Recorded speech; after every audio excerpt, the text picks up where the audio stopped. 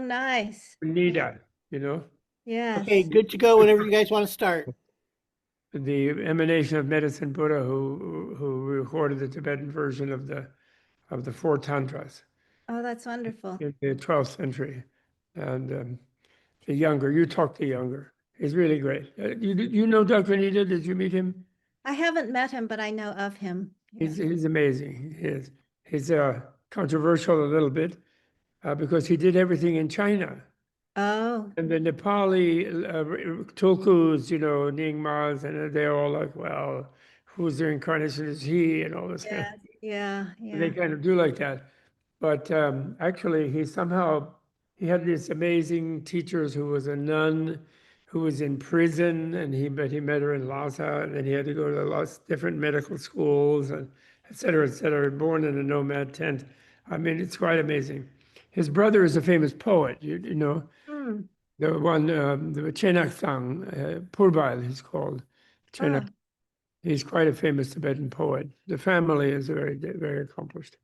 And somehow they managed to get scraps of this and that and find a great Nyingma teacher in the mountains, et cetera, in the middle of the communist thing. In Amdo, in Amdo. no wonder. Anyway, it's full of fun. So, okay, so here we are. I'm sorry for this delay. Shall we, we'll clap and we'll say we're starting. Okay, so, okay, Justin, are you ready? Everything Ready when ready? you are. Okay, clap. So, hi everyone. So happy to be back on a podcast.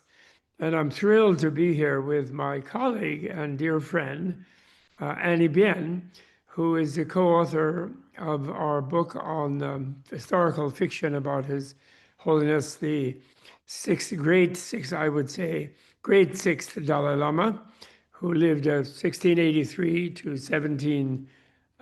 either 1706 or 1746, depending on which version we take. And Annie is an accomplished poet. She's a teacher of Tai Chi and also Pilates. I think you're an accomplished Pilates teacher.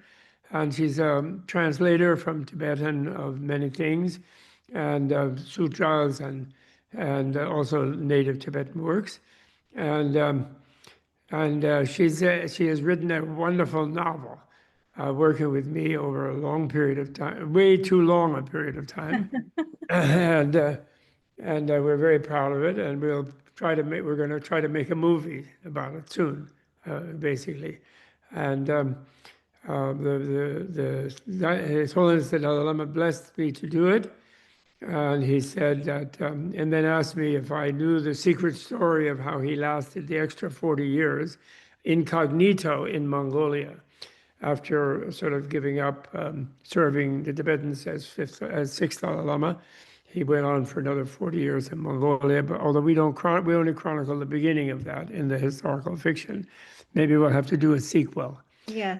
Anyway, I'm delighted to be here with Annie. So Annie, as I'm here now in the role of your interviewer, and have you had fun working on this long novel? Yeah. And tell us about it. How has it been for you? And maybe the other question, which you can start with either one, would be, how did you get involved in all of this? How come you're involved in Tibetan Buddhism, and et cetera, et cetera? Your sort of your arrival story sort of into this field. So you can do either one first, whichever you like. Okay, I'll talk about how I got into Tibetan Buddhism. Mm-hmm. My father was always a meditator, but I just watched him meditate at night. He sat on an old corduroy cushion, blue, and he sat for a while. And then as a little kid, I thought he sat forever, but maybe it was only 15 minutes. And then he got up and he looked very calm. And I thought, oh, I want to be like that. But my mother said, unless you can define what Buddhism is in one sentence for me, I think the kids should have an American religion because we live in the United States. We've moved. And so my father said he couldn't. And so she said, okay, so we have to look for something else. But it didn't stick for me. I mean, I definitely was all through for as long as I remember, I really kind of wanted a spiritual life. And Mhm. then and I went to a Zen center once, and it was quite nice, but it didn't really hit me until I came upon Tibetan Buddhism in a way where I was having a very difficult time in my life, and I was crying. And there was this book on the shelf that fell off into my hand where I was sitting on the bed, and it was Kindness, Clarity, and Insight, Oh, yeah. with this beautiful photo of the Dalai Lama on it. And I remember buying the book because I really liked the photo. You know, the whole thing of judging your book by the cover. I thought this is nice, a nice book. And inside, I couldn't understand a word because it was all very technical sounding. But I thought, I just have to keep this book. I really like this photograph. And then when I was feeling really bad, I opened to a random page, and it said, if you ever feel very fearful, place your head in the Buddha's lap. Oh. And I did. And I felt so much better. I remember falling asleep. And after that, I thought I really have to find a Buddhist center to practice. And I went to the Shambhala Center where they had meditation classes in the evening, which were pretty good. But the big change was I was very taken by the Dalai Lama's photos. I wanted to know more about it. And I read, it was in 2000 that there was going to be, I joined the International Campaign for Tibet, and I got this letter saying, an email saying, if you would like to ask the Dalai Lama a question, we're going to pick 3 people Oh, to ask him a random question. And so I was picked as one of the 3. oh, that's great. Yeah. And so it was funny because I wrote so many versions of my question. I had to ask them if they could send it to me again because I had so many Was that variations. in person? Was it, where was that? It was in person at the Smithsonian in Oh, where they were having the Tibetan festival there. yes, yes. And there were, it was a big auditorium and an audience, and they said you'll get random seatings. We're just drawing a lottery. And my husband and I had the front row to the right, Oh, the that's okay. center, like 6 seats. Pictures. I was really, really excited. And I asked him, Your Holiness, I was born in Hong Kong and I lived in the United States all of my life from 1.5. And I have started to study Tibetan Buddhism and feel very moved by all the Tibetans I meet, all the teachers that I've met. But how can I be a truly compassionate person if I hate being Chinese? I don't feel Chinese and I don't feel American in the United States. And so he thought a moment and he said, I really appreciate your how your sentiment, and I hope that you will realize and come to understand that if you're truly going to understand compassion, you'll understand it's a universal emotion, and that through it you can make great steps if you get to know your own family and your own traditions, and then the American families and American traditions, and start talking to your family and your friends about what you understand about compassion. And in that way, you have the potential to make a big universal movement by being kind. And very small steps. It starts with a small step and then just moving forward. Just learn as much as you can about your own culture and the American one. My life That's, changed, totally changed after that. I realized I'd looked at everything the wrong way because I was trying to find fault in everything. And it was beautiful. And then after that, I started to study, and at the end of the audience, a man in a suit came up to me and said, I don't think His Holiness answered your question completely, so we'd like you to stay in touch. And it was his secretary, Tenzin Geshe Tatung. And oh, so we started an email, and he helped me find the teacher. We went up to Dharamsala and had tea with him, and he gave me some recommendations. And and then then I went to Chungla Rinpoche and started mhm, to study with him. And mhm. he was very kind because I thought Well, I've been starting to read the Lam Rim because of what he's teaching, and I know you're supposed to wait like 12, 15 years before asking any teacher if they will be your teacher. And I saw him 4 times, and then I saw him at a public gathering for the opening of the UN for and it was for all the different religions coming together to have a day, a call of prayer. And I saw him at the lunch break.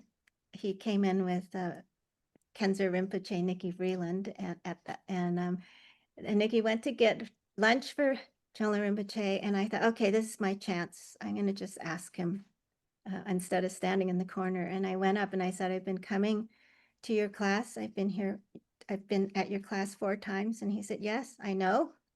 And then I said, and I know it's really improper, but would you be my teacher? And and he said, yes.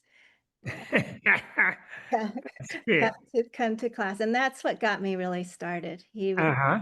He would ask me how my studies were going, what I was studying, recommend things to me, places to go. And also at that time, because I'd gone to His Holiness's teaching, I remember the big change started in 1998 when Tibet House and Master Shen Yang was holding that teaching on the wisdom of Manjushri at Roseland. Oh, And yeah. I remember thinking, oh, I really want to understand him in his own language. Uh, I think the translation is really beautiful, but his sentences are always shorter. So I want to know what he's actually saying. And whenever he spoke in English, it was very direct and straight. So Huh? that's how I started studying Tibetan. I met Geshe Jamspal through a friend, and I thought Geshe Jamspal's class was too difficult. It was a weekend Saturday medicine Buddha practice where you translate, and I didn't know what was going on, so I didn't go back. But then one day he substituted for Chulna Rinpoche because Chulna Rinpoche couldn't attend, and Geshe Jamspal came in and he said, "You only came to my class once and you didn't return. Why not?" Oh. And I said it was too hard. And he said, it was not hard, Annie. He remembered my name. You will come to my class at Columbia University twice a week. Really? Yeah. Yeah. Yeah. So that's how I got started. And then after 2 years, he said, and I also studied at that time with Kempo Pema Wangdak, Tibet. And then they were both giving me pechas, saying the other person wanted me to have it. And and then then finally one day, Geshe Jamso said, you need to go to Robert Thurman's class, the Oh. advanced Buddhism class. And he said, I spoke to him and it's fine. Of course, I later found out that wasn't the case, but but he said, go at this time to the class. And I went, and you happened to be there in class. And Geshe Jamso said, well, I'll meet you there. And he didn't come until the end of the class. So, but you were so kind. You welcomed me into class and said, oh, yes, sit down. Yes, yes. And I remember feeling really lost. It was the advanced PhD class. And I remember Marty Jong was reading really fast. I couldn't keep up with him. And I wrote you and said I was really sorry I couldn't keep up. But if I could just sit and listen, it would be okay. And then you asked me the next class, well, what don't you understand? And I can't have you in this class without knowing what's going on. So you taught me how to take apart a sentence and find the verb. Oh, together. That was great. And then you taught me how to read aloud and repeat it after you, and what Geshe Wangyal taught you. And it was magnificent. I was so happy. And at the end of class, I remember some student asking me, so what year are you in your program? And I said, no, I'm just an auditor. And then so they went, oh, so could you ask him these questions for us? The class was afraid to ask questions that they didn't know. It was quite funny. But it was, I really loved that class and studying translation with you because I felt like I got so much out of it. And at the same time, Chulna Rinpoche said, stick with that class because the Tibetan will tell you everything you need to know. Oh, good.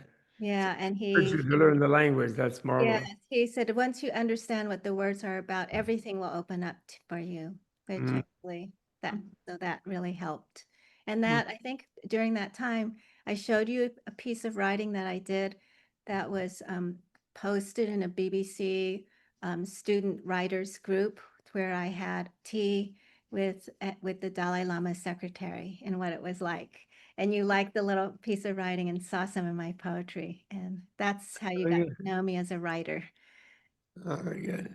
So I'm very, very excited when you asked me to work on the sixth Dalai Lama with you, because I didn't know anything about him at all at I first. know.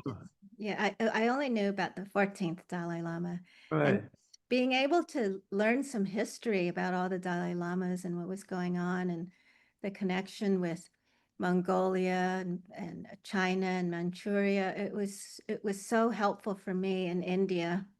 And it was really such a complex history to Mm-hmm. be thrown in on, but at the same time, this is my Asian history, something that I never knew anything about because of growing up Oh, in the United that's States. interesting. Did, Yeah. did the Rinpoche or Lama Pema Wanglar, any of them, were they a little shocked that you were interested in, that you were working on sixth Dalai Lama, because of his unconventional Not story? interestingly, not at all. They were Oh, good. extremely I'm so glad. excited. And particularly Chonglen Rinpoche, he would ask me every week, how is it going with that writing? You know, Oh, good. and yeah, and he was really, he was like, how far are you along? How much research are you doing? All of Yeah. them were, and all of them loved the poetry. And I didn't know any of the poetry. So then when Mhm. you recommended all the reading for me, uh, uh, all the different writers who had written, and I thought this is an amazing story, but it was his poems that really rang true to me, because Yeah. I thought, here's someone who can talk in a very casual way about life and Mm-hmm. love and in a very unacademic way, and Mm-hmm. full of kindness and love and understanding of all the things we go through. And Mm-hmm. then I thought, this is why he was so famous, Mm-hmm. because he really reached everyone. And I felt like he reached me. I think one of the poems about if he could concentrate the way he did on his Mm-hmm. sweetheart's face for his practice, he would be enlightened. You know, that kind of these kind of these kind of yeah, yeah. At some point during the work, when you would write a scene and so on, and particularly when we came up where we had to remember the way we were structuring the narrative, we came Yeah. up with some places where he was called upon, even in his still teenage years, to give teachings to large crowds of Tibetans, like a regular, like His Holiness Dalai Lama does. And then I was really impressed because, I kind of gave you the themes, not to shrink away. One of the things that, in the movie about His Holiness, the Kundun movie, the present Mhm. Holiness, the sort of director, I don't know if really Martin was really behind that, but some people were very anxious not to put too much Dharma in the story. Oh, because people will freak out if there's too much Dharma in the story and all that.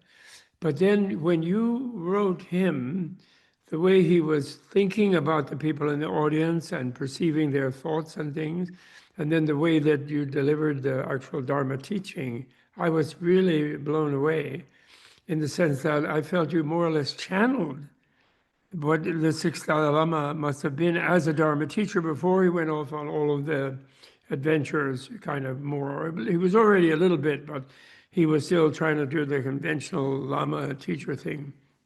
Did you Yeah, have a feeling of being kind of a medium or channeling, or I did have how that did you feeling get because so inspired? when you first set up the outline from the Chi Namtar, the external biography, I thought this is like such a full thing. How are we going to do it all? And I was a Mhm, little bit overwhelmed because it was a list. And then when you gave the ideas of what to emphasize and what to think about, and mhm, when you actually asked me to do the teaching, I was initially really scared. I thought, oh my gosh, how am I going to do that? And I remember doing prayers. Please help me. Please help me. I don't know I just want to voice you in a way that you would speak. Please help me. I remember making that kind of a prayer and then falling asleep. And I did have, before that teaching, I had a dream that I met him in a cave and he was Oh. wearing all blue and his hair was all out and he smiled. And just before he was going to speak, he laughed and I woke up. And I thought, oh, too bad I didn't get any words, you know. But then I relaxed and I thought maybe I will just go with that feeling and Mhm. see what happens and just see if I can channel something from him if he's willing and see what happens. And a lot of times I was kind of surprised. I didn't know why I was writing what I did. Mhm. It was the same as with the poison game with the chalices. I had another sort of thing where I didn't know what was going to happen. A lot of the scenes that were what I thought difficult ones, I felt like he helped me. And there was that other dream I had where I was in water. It was all blue and I could breathe just normally. And he came, he was sort of, his hair was coming forward and he was waving and he put his hands on my face. And then after, Really? yeah, and I felt like, well, I just have to trust that what I do is going to be honest and sincere because it's my motivation and see what happens. You and he were both underwater in that dream? Yes. You were, Yeah. you were going oxygen, you were sort of breathing with water in a way, or Yeah. you were, Yeah. That was a really powerful dream because I felt like he would have spoken. But again, I woke up but he was very encouraging, which made me feel like, okay, instead of getting in the way of saying this is going to be really hard and I don't know what to write, I'm just going to trust what I'm writing, which Mhm, would, mhm, mhm. No, beautiful, really wonderful. yeah. Well, I think you really succeeded, and you really did channel him. And and I remember you were very resistant to us putting any conventional picture of him, Yeah. but you felt that people would imagine him in their own way, and then he would communicate to them in a certain way. Yes. He Yeah. really is amazing.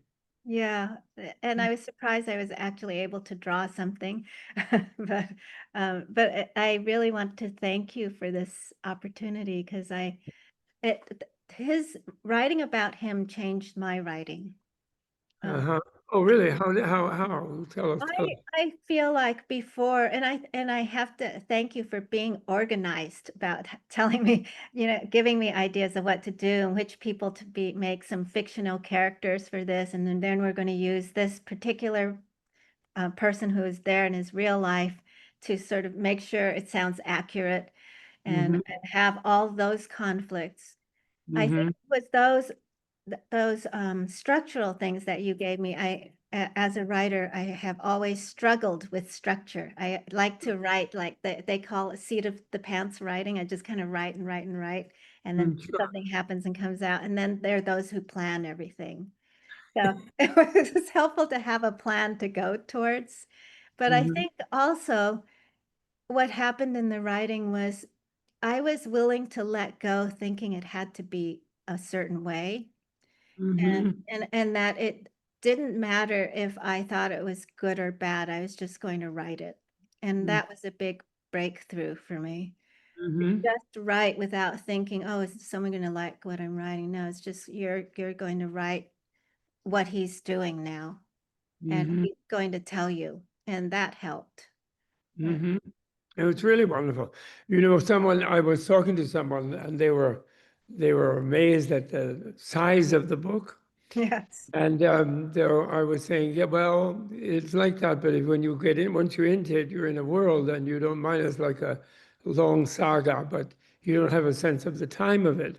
And just to prove a point, I just randomly opened a page, and I said, I'm going to read you this page. I don't know what's on this page. I'm just, I just opened the book very randomly, and let's see how it works and what happens. And then it happened to be the scene you, of course, very vividly remember, where um, Tashi's wife he doesn't know he was killed, by the people he was doing some wrong things about, and um, and she was trying to get in to see past the secretary Punzo, Mm-hmm. Wangpo, I guess his name, Yeah. and then His Holiness insisted on seeing her, and then they talked, and then they had that whole thing. And then later they met him, although they didn't know it was him, as a yogi helping them deal with the body and leading them to find the Yes. body and then helping do it.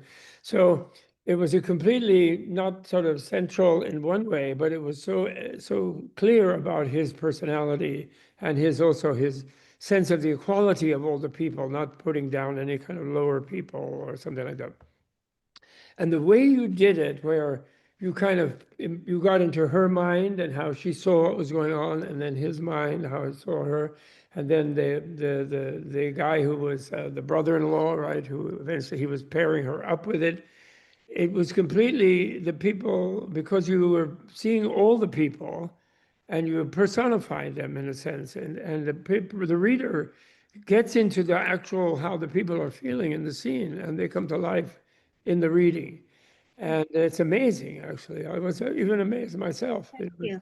Every time I reread it, it's like that. And the person who I read it to was quite surprised, in the sense of it was just a random scene among some Tibetans, and in a very stressful situation for them.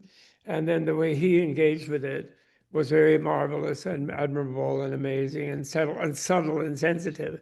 And it's just wonderful how you brought these people to life. As a novelist, as you say, you didn't have trouble with structure, because you were a poet, and you never thought of embarking on such a huge thing. But you're also a great novelist now, and Yes. you Thank can you. do Yeah. whatever you want, Well, you can I do it. think, yeah, part of one of the things that worked out very well for it taking so long is I started to take a lot of writing classes. And at one point, I was writing a lot of what's called flash fiction. It's like 1,000 words or less, or sometimes Oh, five. yeah, you sent me some of those things, yeah. Yeah, and I thought if some of these chapters, because the book is so big, are short, then people will keep wanting to read. If I can figure out how to tie and thread things together that way. So I Yeah, did, yeah, and that was a good technical thing for me to learn how yeah. uh, to make a beginning, middle, end in the little side stories, which I think helped. Well, the empathic quality, I don't think is a technical thing. I think Yeah. that's you. That's your own, as the Dalai Lama told you, compassion will flourish, bit by bit, baby steps. Yeah. Yes, yeah. And I really felt like the sixth Dalai Lama taught me how to be kind um, when I was writing about him. Yeah. Well, he Yeah. was amazing, I've been wanting, I had to restrain myself because many times in these last times, as we were finalizing things, I was Hmm. going to put Great Six Dalai Lama in the title, Great Hmm. Six, because I think he was truly great. It's, Yeah, but yeah. the Tibetans would have all had his paths, Yes. Yeah. but the ones they put great are the ones who had a big social impact that's Hmm. obvious in a sense that had a long lifespan and so on. So then they put grade, grade fifth, grade 13th, grade 14th. Hmm. They put grade about the second or even the first, and they were all great. Yeah. But what was marvelous was how he, then how he foresaw aspects of what now is having to happen with Tibetan Buddhism, Yes. because it's going among wisdom of equality, going among lots of different kinds of people, and how he does that, Avalokiteshvara or the Yeah. Dalai Yeah. Lama, Dalai Lama continuum, how they do that is extraordinary. I don't think he's an exception in the sense of he was right there with all the people all the time. Yes. And one of the things that I started to feel when I was writing, and especially because that was during a phase where I felt really fortunate we could go and go to his teachings, His Holiness 14th Dalai Lama's teachings regularly, and we went to India a lot, and Mhm. just to get a sense of what that feeling is Mhm. like to be around a high lama and that Mhm. expansiveness. I thought it's really important to be able to write about that sensation as not an ordinary person's presence. It It's is not. it's Well, a yeah. it really brings to life what they say about the Buddha. Mhm. The Zen thing about Buddha is in the Blue Cliff record, I don't know if you bumped into that, where one Zen master says, well, from the time he attained enlightenment till the time he left his body, he never spoke a single word. Mm. He never said a thing. And then the other Zen master comments in that, says, oh, such a garrulous, non-speaking, filled the Dragon King's cave with scriptures. And then the idea that a huge, massive crowd, even without any audio assistance, speakers, Yeah. and everybody heard what they needed to hear. Yes. I So, remember the first time that uh, my husband Paul and I went to Dharamsala was in 2000, and mhm, His Holiness had just come out of a retreat, and he was going to give some group audiences in the garden that we would walk around in the circle. And I mhm. remember that there were a group of people trying to get this audience, and it was the Westerners audience, and people were really aggressive, like pushing, trying to get the passes. And then I know, finally, of finally course. we lined up and we were going to go in. And I remember watching each person walking around, and he would shake someone's hand and they would be crying on the other side, on the other, and hugging each other. They would walk and they'd be like trying to be like really diligent, nice, or aggressive or whatever. And the moment they met him, they totally changed, and then they'd be holding and hugging each other. Eh, Every single person. And then I remember when it was my turn, he just took my hand and pulled me really close, looked into my eyes, and I thought, Everything's going to be okay." I remember feeling like everything's okay. This is why everyone's hugging each other. But he was so, so kind. I just remember that. And I thought that's the kind of person I want to oh, be able and to have that ability to help people see that they don't have to try so hard to mm, mm, and just be. It was a beautiful moment, but I thought that's the moment that I want to be able to write about, where mm, someone thinks, oh, something different's happening now. mm. And this is actually what life really is about. Oh, that's really good. Yeah. Now, are you, so now the book is out, or would be coming up to the book signing uh, Yes. soon at Tibet House and maybe some other ones. But on the other hand, we don't have bookstores in Los Angeles and Denver and and Boulder and all this. And what do you feel? What are your hopes about that? And I think you can represent it very beautifully, but how are we going to get you everywhere? That's a very key thing. No, actually, I haven't thought about that yet, but it's Haven't thought about good in my gets, but good to put in my head. I mean, I've been trying to do little promotional things, it. on Yes. Instagram and Well, in a sense, yes. In other words, I think you should feel that you represent the great sixth, I think, to people. okay. Yes. Way, Yeah. and it's wonderful because also your ethnic background and how he really loved everybody, and everybody loved him. That was the thing. Whoever it was in whatever role, everyone really did love him. Even the people who tried to kill him and failed, Still love him. but they actually liked him. Actually, Yeah. they Yeah. just they were the kind. It's like people they actually like someone, but then they have all these constructs that are still controlling how they behave. And then they go against what they like, you know what I mean? They will go against it, even despite of the fact that they actually love the person, they'll still just try to Yeah. destroy them anyway, because they think they should, or they have to, because of some other goal they have, or, because they're not quite fully feeling the life of the other person, who they really do like. So it's Hmm. like this thing of, Buddha nature, with the Buddha nature, we all know that life is a wonderful gift and we're very blessed by being alive. And yet we sort of don't know that we know that. Yeah. So, yeah, I was thinking about that too, that on every new project that I do that I don't know anything about, then Mhm. I suddenly realize, oh, actually, there's a whole bunch of life I don't know about. And Yes. how do I take this on without feeling overwhelmed? I mean, this is the moment. So what do you do? And so I don't really know, but I also feel like I that I've been blessed by your asking me to write about him and then be able to meet this Dalai Lama, because I feel like there's a kind of total vastness of the Dalai Lamas that we need to understand how to be like that in some way, to be more tolerant of others. Mhm. I always think of the 14th Dalai Lama as being the most open person I've ever met. He, That's a koan I'm working on right now, very mm, much myself, in the sense of even it is possible to translate emptiness as openness. I would like to. It has very deep roots in the sense of shunyata. Yes, Shunyata, like the zero in yeah, in the mathematical world, is where there's an open place to put a number. yes, And, yeah, and by being next to another number, it magnifies that number that's like one or two or three or four.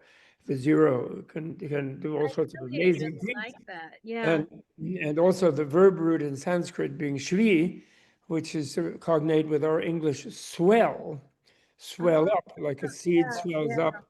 yes, A woman's womb swells up to yeah, gestate a new yeah, being. So there's a possibility. It's not perfect, but it's possible. And so then, if enlightenment is total open-mindedness, yeah, isn't it weird that omniscience should be total open-mindedness? yeah, Our mistake about it is thinking that omniscience is meaning having a big formula that somehow controls the everything. world as something other. Yes. The concepts that you have a big bunch of knowledge in the sense of formulas and concepts and calculations are Mhm. supposedly going to control all these inconceivable realities around us. Whereas total open-mindedness completely is one with them all and knows them that way, Yeah, yes, I really, as they know themselves or something. It's a kind of koan, isn't it? It's like one of those paradoxes. So is Buddha the total open-minded person then, who in a way is not holding any, quote, what we think of as structured knowledge, but is yeah, open to the existence of every being and thing? What do you think? yeah, I like that idea a lot, because I feel like sometimes the word emptiness uh, seems so cold, and and uh Yes. and also it's become such a cliche. When I hear someone say it, it almost means nothing. It's nothing, not, it's not Well, yes. potential to True. be anything. This, Mm-hmm. and I think Kind of that, a pure negation. The yeah, problem with openness is sort of that then your mind immediately jumps to what is it that is open? yes, Whereas yeah, emptiness kind of you lose everything. kind of shuts it, or maybe it's because of how we've been raised to think that. No, I don't think so. I think it's in every language, Mhm. in the sense that, if you look at the Book of the Dead or the Tantric, without being a Book of the Dead, the Tantric thing of the 8 dissolution processes, or 10 in the case of Kalachakra, or whatever it is, then the threshold of clear light is a kind of nothingness experience. It's like you have to go past the fear that when you completely open, you're going to be nothing. Yeah, yeah, So you have actually the last thing your mind reifies is an experience of nothing. It could mm, trap you into being a formless realm deity if you weren't prepared with the relativity, you know. mm-hmm. So so so there is a kind of surrender, like when you fall asleep, you completely surrender your consciousness. Yeah, But then when you're asleep, you're in clear light. That's why you feel better when you wake up. yeah, yeah. I You can really, have a dream. So, but I'm just saying, so in other words, what I'm trying to say is that what you did, and in my trailing along, me kind of trailing along with it, you you brought to life the Dalai Lama, sort of not protected by the special guards and all the structures of the status and the et cetera, and oh, it's the Dalai Lama, and then the bodyguards and the office and the officials and et cetera, et cetera. And lately, the security mm, detail. Mhm. It's right there, face to face, and in an embrace with all the people, actually. Yeah, And yeah. you show that, and I think a sensitive reader will feel maybe that that's still the same person. Mm. Yeah, I certainly felt like I loved going back to write the story because I felt Well, I love rereading it. Every time I read it again, I practically want to just sit, jump out and read it again. And then I'm worrying about, am I going to really have much fun in this and that scene that we have in there? But I don't care because I like to go along, travel along with him. It's yeah, just so and much fun to be with him in any situation that he's in. How he thinks about the people, how they behave with him, how he reacts to that. It's just really, it's a world. It's like a real world. yeah. It's like AI created world. And I any intelligence, AI, any intelligence, yeah.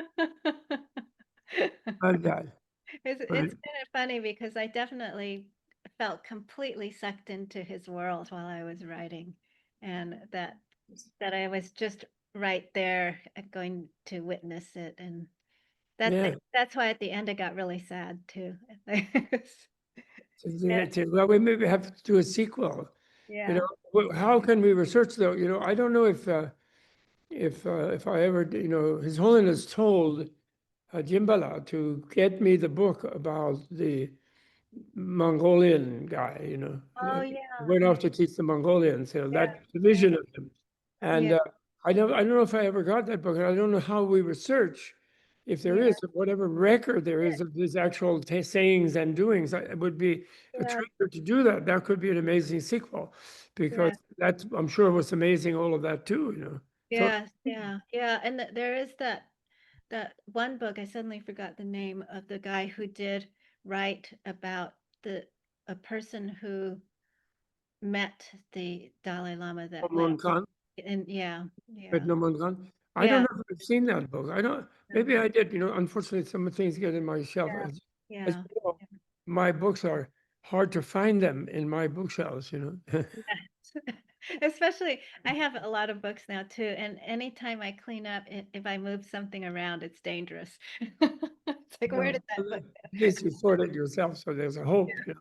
But anyway, I'm just saying, go? uh, Yeah, there's no, it's a wide open space of maybe 40 years, I think people sort of throw yeah, around that yeah. figure. That's why I said Yeah, I definitely feel 2006, like, uh, yeah. 17,006 or 17,046. Hmm. How to chronicle those 40 years. Yes, yeah, yeah, And how to collect whatever traces of little myths, like the one where he somehow went back to Lhasa as a Noman Khan without identifying himself. And mm, did he see the seventh Dalai Lama? Or what did he do? And see, yeah, it must be quite interesting, yeah, yeah. be really interesting. Well, we got our new project. Right? New project coming. Maybe, I don't know. Yeah, yeah. And I don't know um, what next as far as my representation, but I would love to talk about him because, Exactly. yeah, because he helped me in my life, right? Yeah. Him, yeah, Yes, well, one thing could be to collect the poems that we didn't manage to include, because there are many yeah, other poems, yeah, and yeah, and then your take on all of them, and do a different volume. But different people have done different versions of different things, and then there are some that people are kind of questioning, well, on what yeah, basis is this really him or somebody else, and blah blah blah. So that's a very fertile thing, I think. So, yeah. For a while, I actually thought of writing poems in reply to them about by oh, some, you did? Oh, wow. yeah, Like a renga sort of thing. In the haiku world, yeah. right? You have the renga. And it would actually be from someone that met him and but was kind of anonymous, like out in the crowd. And then this, Who knows? Who knows? yeah, Did he keep writing poems as Noman Khan yeah, in yeah, Mongolia? yeah, Undoubtedly, actually. yeah, yeah. Undoubtedly. And that's a really interesting thought. Do you know that story about Basho, when Oh, traveling with his friend in the west coast of Japan, coming back from the deep north, in that old book, and that's what it is, an episode in the deep north. And his friend departs to go somewhere else toward the end. And he says goodbye to him at a ferry landing, and he's about to depart in another direction on a ferry. And then the headman of the village with a delegation from the village come to him before he gets on the next ferry. And they say, well, Mr. Basho, we know that you're leaving, and we observed you and your friend writing linked haikus, renga, Mhm. And actually, our forefathers, grandfathers, and whatever, used to do that because someone had taught them to do that. And although we're crude villagers, farmers, we used to enjoy doing that. We lost the tradition. Would you Mhm. consider coming back for a while and reteaching us how to do linked verse with each other, the simple villagers? That's And so wonderful. he says he did that, but he never mentions what he wrote or what they wrote, and then I left later, So it's an episode there. So, Mhm. so that could be so interesting, actually. Yeah, It's yeah, it's the yeah, same. I think it's similar century. I think Basho, isn't he? 18th century. I forget. Can't even yeah. remember. I was thinking when we finished it that one day I thought, oh, it'd be really interesting if I wrote some poems from the point of view of a little girl who met him when he was passing through on Mhm. some kind of entourage, and she followed along whatever he wrote as she was growing older, and she would Huh? write these poems about him Fantastic, in reply. So that was one thing that came to me. fantastic, fantastic. So then, so maybe we're coming to a little bit toward the end of because these kind of things, it's important. Supposedly, people say not to go on for hours and hours, although Yeah. I'd love to. But maybe in conclusion, would you, and you could take as little time as you like, would you imagine um, what kind of effect the wide readership of this novel at this time in this culture, Anglo-speaking, but worldwide, but people speak English, obviously, at the moment. Um, what would be your most hoped for effect in people widely entering through your guidance the world of the great sixth Tanyang, the Ocean Song? By the way, I made the name Ocean Song. Did you see that? Yeah. That's I want it to be really short. You know, Yeah. the ocean of divine melody. We can go on with that. But in a way, this Ocean Song. I don't know, but you will work on that. But Yeah. but what would be your vision of what impact it could have, and ideally that you would be happy with? I'd be happy if people understood a little bit of how the Dalai Lamas, and in this case, this particular one, can make you a, a more thoughtful and better person by his behavior, and that the Tibetan culture is so much a part of all of that and Mm-hmm. so unique in that way. The language and the people that I've met, they have this kindness that and compassion that I had never met before until I met them. And if this story could make people know something more about them and also feel like they could be better people themselves from knowing them, that would be a nice thing. And also I feel like a lot of times people feel like they have to behave a certain way if they hear the word Rinpoche or High Lama and um, and it's not how you feel it's supposed to be if you're a religious person or a spiritual person. You're a spiritual person when you learn how to be just more open and aware of others and kind to others and not judge them. And I feel like the sixth Dalai Lama was like that. Mm-hmm. He was very open, he was very kind, and he was not treated well. And yet he still continued to be like that. He was still very loving. Mm-hmm. And at the end of the book, start to miss him. Didn't want it to finish. Yeah. So Mm. I haven't thought about that, but it's a really, really good question. What is the takeaway that I'd like people to have? If if if a reader could feel this sense that they want to be more part of the world and Mm. not have to be famous for it, but just be more kind and loving, that would be great too. Wouldn't it? Like Yeah. poor Hassan Khan, Mm-hmm.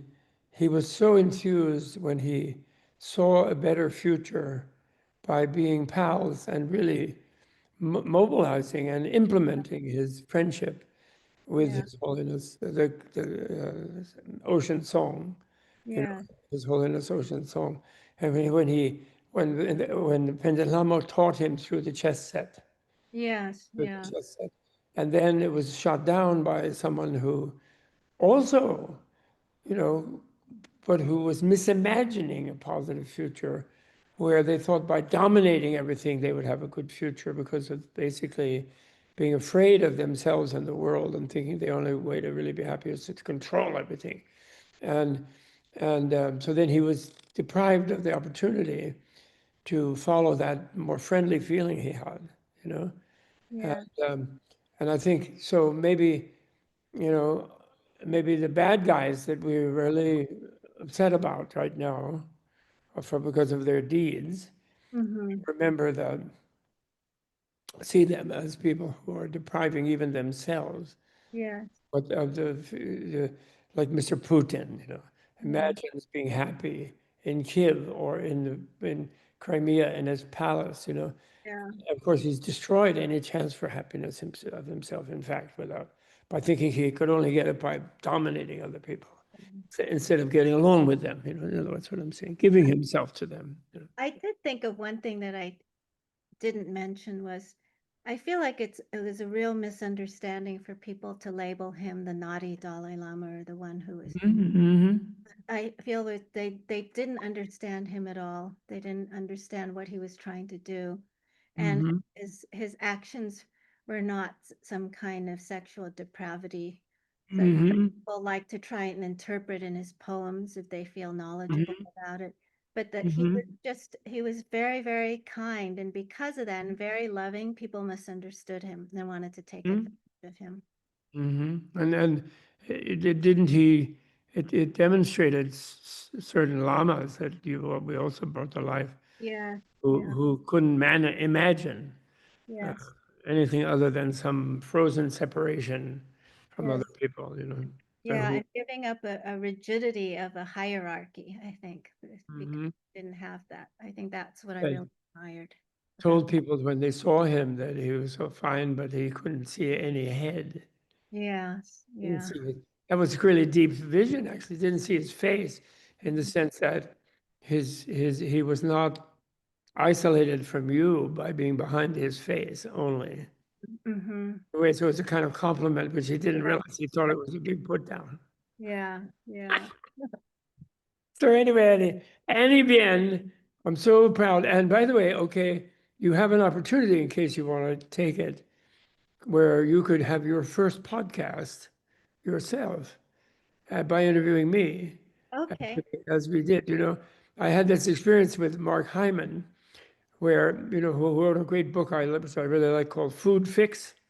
Uh-huh. He says we can liberate people's health in the world and sort of repair things and the environment even by our own eating, you know. And he goes to the Congress. He knows everything about the food industry and so on, agriculture and food, in America anyway. But I wrote to secretaries, could you be on my podcast, please, with your food fix. So he immediately said, well, yeah, I will. And then you have to be on my podcast. So that's become a little bit of a habit. And Yeah. then that Yeah. way, if you start one, you can be in San Francisco and Boulder without having to get on a plane, Oh, yeah. in Okay. Hong Kong and whatever, if the people pick up on it. I mean, it's a matter of how to how it spreads, and that's a crapshoot, But anyway, you could have an opportunity, but it's your choice if you want to. I Yes, would be I available. understand my I'd views. be, I'd be available to you. Oh, very nice. Okay, very good. That's all right. Thank you so much Although I might misschedule it and end up having two things at for the me same speaking time. by yourself. That often happens nowadays, even triple. Sometimes supposed to be 3 places at one time, which of course I can't do. And you might find yourself getting like that if Ocean Song has his way. He will want you to represent him in many other venues also. Thank you. Thank you so much for talking with us, and it was really a pleasure, as it was a great pleasure working with you. And I also miss that we don't have I don't know, 7th, 10th, or 13th. I wrote a great movie script about the 13th, actually, with a fictional thing, really amazing, you know. And this might be the one to start, you know. One Lama, by the way, sent me a crystal rosary through an intermediary, and from Nepal, one of the incarnational ones, younger ones, and said I had to make a movie about the grade 14th based on our book, you know, the Man of Peace book. Mhm. Using that as a storyboard. Obviously, not all of it is so long, but some major points. And it was my destiny, and I had to do it, and blah blah blah. So I sent a message back. Look, I don't really have those connections, et cetera, but I'll broach it to people who do and see if they want to do it. And that it's very hard to do that because of the presence of the people in Hollywood, you know, Mm. and some people in Hollywood. But this would be a better place to start, you know, the 5th, 6th. Yes, yeah. You have More the 5th, popular. 13th, Tim. Then you know, the 2nd is amazing with his relationship with Pendalamo at the Lotus Lake there, you know, I mean, at the Lama Lake, you know. Yeah. Every single one of them is amazing, you know. So we'll see. So nice talking to you, Bob, and Yeah. Take care. see you All the best. soon. Yes, bye. Thank you, Annie. Thanks to Paul also. Yes, thank Okay, you. all the best. Bye. Bye.